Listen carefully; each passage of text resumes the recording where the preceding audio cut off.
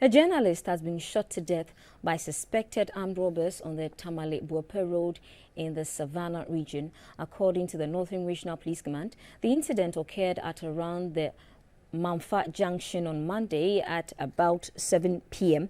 A statement signed by the officer in charge in Buope, Chief Inspector George J.C., and addressed the coroner in Tamale, indicated that the police officers rushed the scene, but the robbers had fled through the bush before their arrival.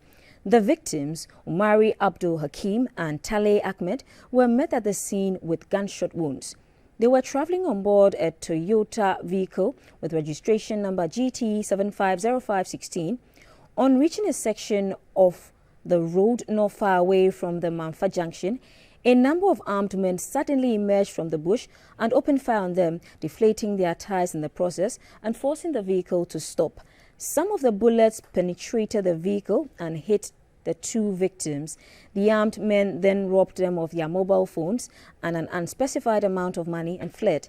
The victims were rushed to the Buope Polyclinic for treatment and were later transferred to the Tamale Teaching Hospital for further treatment, but upon arrival, victim Taalay Ahmad, a journalist who was on assignment in Ghana from the London-based television channel MTA International, was pronounced dead.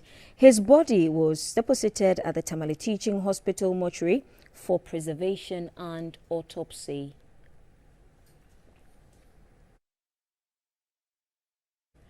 Sad news indeed. We'll take a quick break.